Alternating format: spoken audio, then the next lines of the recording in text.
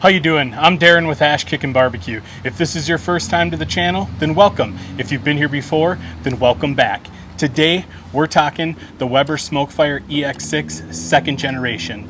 Now, I'm super excited to delve into this. I know the first gens weren't that great. They had a lot of issues. I'm curious to see if these second generations have fixed the issues. So let's jump in, get an overview, go through some of the specs on this, and then we'll do our burn-in. So let's bring you in.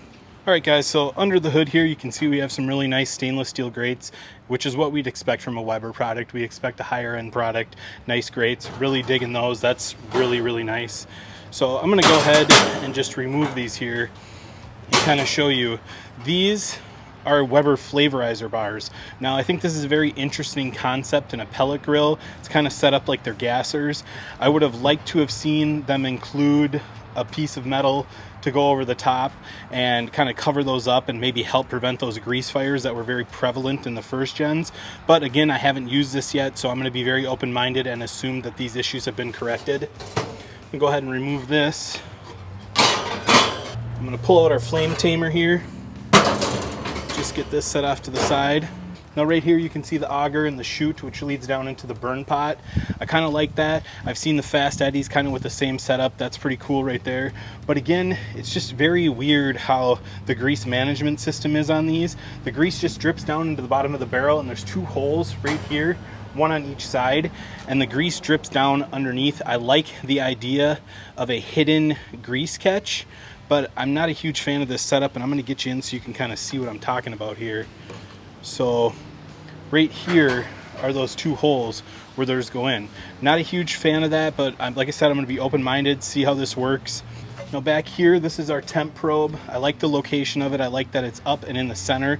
That's really nice. So now on the cooking surface here, we have a dual space. The square inches on it is 1,008 square inches of cooking space. The top grate is 360 square inches, and the bottom grate is 648 square inches.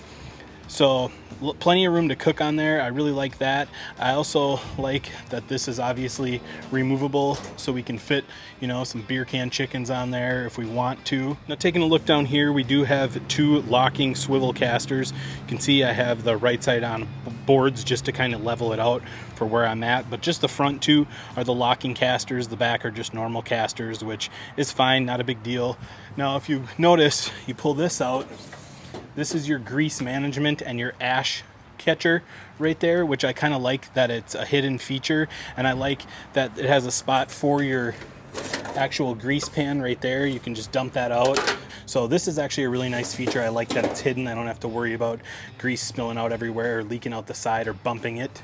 Now over on the left side, you can see we just have a handle. I do really like this barrel design. It's kind of got that Traeger design to it. I really like how that is. Kind of feels like you get a little more space with it, so I really enjoy that. One thing I did want to mention is you do not have a front shelf. You can buy one separately. I think it's like 70 or 100 bucks, I'm not sure, but you can buy a front shelf for it, so it is an option. I would have liked to have seen it included like some of the other cookers I have, but not a huge deal. Now what I do like is this stainless steel table on the side over here, and I love the placement of the controller. I think that's awesome. There's also 4 probe ports down here. Weber sends you 2 of them, which is really nice. So really nice stainless steel table here. It seems pretty durable. You got your hooks right here for your tools, so that's also a nice feature. Coming to the back side here, you can see this is the hopper. It's a 22-pound hopper. I'll get you in so you can see it here. 22-pound hopper there. Not the biggest I have, but it's still, you know, a decent size. I do like that it has a pellet monitor sensor, so when you're getting low, you can go ahead and get an alert on your phone, because this is Bluetooth and Wi-Fi and all that jazz. Now, right here, they had this little chicken wire thing, and it was to, you know, a little finger protector. I don't know, it's chintzy, it's dumb. I don't know why it's in there, so I went ahead and pulled it out. I did replace the screws just so, you know, there's no water leakage or anything like that. I know Tommy over at the Gallery Backyard Barbecue removed his too, and I don't blame him. I think it's just kind of a silly idea. So you get the auger housing down there. One thing I did want to mention, these are the probes that Weber sent. You get 2 of them right there, so a nice feature. They're not obnoxiously large. They're a pretty decent sized probe, so kind of a nice feature there. Another thing Weber included was 3 hot rods. So this is the 2 spares, and then I have the other one in the cooker. I'm not sure why they include 3, if it's just a courtesy or if they have a lot of issues with them. I'm kind of hesitant about that, but it is nice to have some spares because this is the most common thing to go out on a pellet cooker. Now over on the back side here, you can see we have our vents. There's no chimney. I'm fine with that. I've had cookers that have that same thing. This right here just releases inside the hopper to go ahead and dump your pellets. You can see right here when I open it and close it right there, that's where it dumps out. I actually really like the location of that because if you come around to the back side here, you pull that out, you can fit a bucket underneath there if you want to swap out your pellets. That's a nice feature. I'm not a huge person that swaps out their pellets, but if you are, that might be a nice feature for you to go ahead and have. So now obviously here we have our Weber porcelain coated enamel. I really like that. It's not going to rust. We're not going to have any issues like that. And you know, like I said, it's a sharp looking grill. I think out of a lot of the pellet grills on the market, this may have the nicest finish, so I really like that. And just looking at the sticker here, 200 to 600 degree temperature range, sear, smoke, and everything in between. Built to last, like I said, with the porcelain enameled finish. Low maintenance cleaning that keeps ash and grease in its place. That's that, you know, hidden grease catch and ash catch that I was talking about. Weber Flavorizer bars evenly distribute heat for no hot or cold spots. We're going to test that eventually, maybe in this video, might be another video, but we're going to test for hot spots because I'm not sure I entirely believe that. All right, so in checking out this controller here, there's a little switch. Just go ahead and flip that on. It's going to start up. Give you a nice little Weber emblem there. Ooh, SmokeFire looks good. Weber Connect, which is the app you can use on your phone.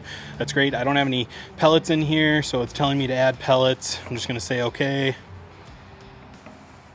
You can see it's giving me the temperature right now, so very nice. So I'm gonna go ahead and get some pellets in this hopper. All right, I went ahead and filled up the hopper, so we're gonna go ahead and just hit this. Turn dial to set the temperature.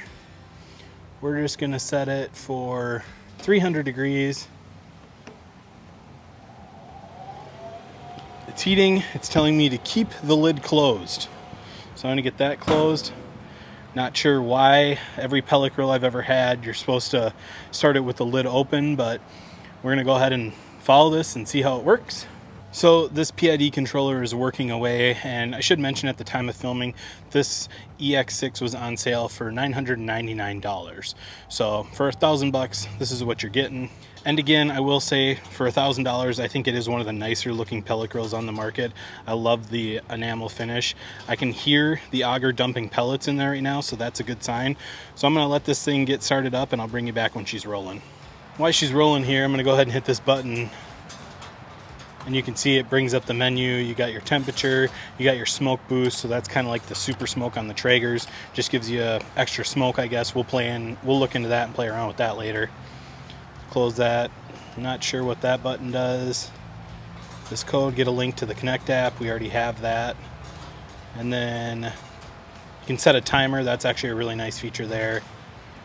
So we're just gonna go back to the home screen. Just some of the options I wanted to show you on there.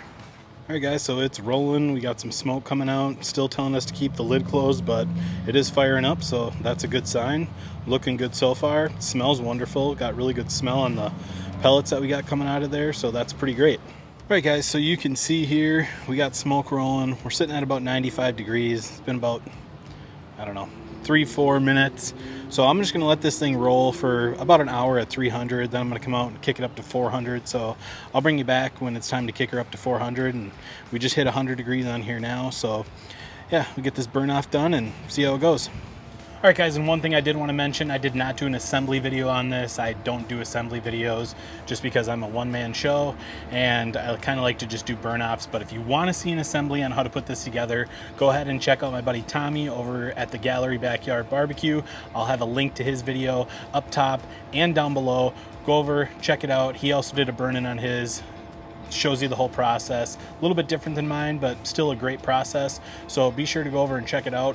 We're both going to be having some cooks coming on this cooker, so be sure to go over and check out Tommy's video and tell him I sent you. All right guys, I just wanted to show you, we're still getting up to temp here, but look at those sparks and that ash flying around. You know, that is a concern for me because you have those sparks flying around. If you're not very diligent in cleaning out your pit and you're not getting the grease out of there, you know, that's easily a grease fire hazard. So this is a cooker that you're gonna have to maintain and make sure you keep clean. Again, I'm going into this with an open mind because I want this to work so bad, but I'm gonna be brutally honest with this cooker, and if I don't think you should buy it, I'm gonna let you know over the course of the next few tests that I'm gonna be running on it and the next few cooks. But we're going into this with an open mind. We're gonna see how it does. So I'm gonna let this thing get up to temp, let it go, like I said, for quite a while, and then we'll see how it does. So I'll bring you guys back.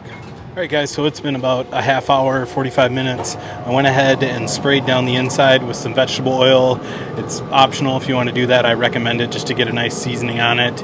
And I did crank it up to 400 degrees now. It went from 300 to 400 probably in about a minute and a half, so that's really nice. So I'm just gonna let this thing go for another half hour, 45 minutes, and call it good. And yeah, just come back when it's time to shut her down. So we'll see you guys in.